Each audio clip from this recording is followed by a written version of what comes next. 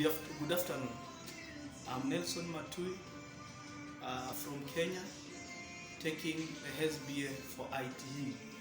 Now this afternoon we are looking at the internal components of a processing unit of a CPU and the internal components of motherboard. So here is a computer that I'm going to use for demonstration, and I want to start. You hold these two pins at the side, press them inside, and then you can slide. This is the casing. And now this is the overview of the internal of a desktop, the internal structure of a desktop. From an overview, you can see the extended integrated graphic card. You can see there is a fan here. You can see this is the power supply, this is the hard disk, and this is the CD-ROM that is used to read CD. So I'm going to dismantle the inside one by one, and I believe we are going to move together. So I'll start with the external extended graphic card, which I just need to lift it up, and I need to unplug it. This is an extended graphic card from Philips. Then from there, I'm going to lift this front side. But let me begin by removing the upper side of it. Here is the hard disk. So the hard disk, you slide it a bit, then hold it up. Then in that disk we have two connectors. That is the IDE data cable and the power connector from the power supply. So you can unplug in an order, then you unplug the IDE. Then here is the hard disk. My hard disk is 8 GB, and it uses the IDE port for data transfer. Then I also need to dismantle the CD-ROM. So I slide a bit, then lift it up.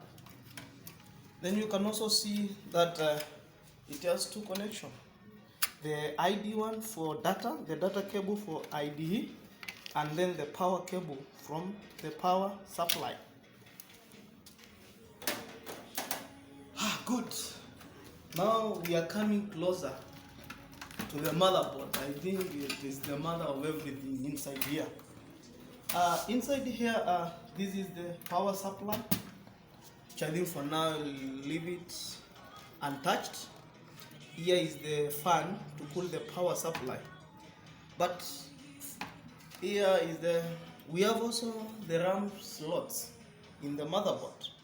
So, as you know the procedure of removing the RAM, you press apart the two plastics on the side, and you just lift up the RAM.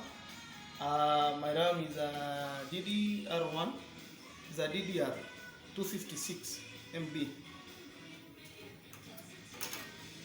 I can also follow the same process to do the second one. Now this is now the overview of the motherboard. Is where down here is where we have the CMOS battery. This is the CMOS battery. It's always here, so I can just plug it out. This is used to store BIOS settings for boot up. Then now we have the power cables from the power supply to the motherboard. You just plug, then you just press and then unplug. Now my computer also have a floppy disk reader. So these are the connections for floppy disk. It is connected using IDE to the motherboard. These are the IDE. This is for the hard disk. This is for the CD-ROM. and this is the power. This is where power enters the motherboard. The section of the motherboard from the power supply. So it also uses IDE. It's a parallel one. So now we have two. I also want to look at this is the south gate. This is the south gate, and north gate is down here. So I want to remove this CPU.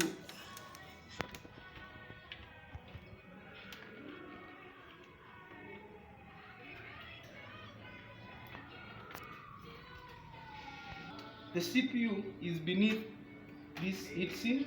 So this is the heatsink for the CPU. This is the north bridge, and the CPU is beneath here. So here you can also see there are some inputs from behind. We have the serial. We have the PS2 connections for the mouse and the stuff. We also have the Ethernet cable connection here. We have the USB connection. We have the earphone jack pin. We have the power input here. And also in front, you can see there are also jack pins. Then there is the power button here. And then there is the USB port. So now, generally, that is the overview of how the inside of a computer looks like. Okay, thank you.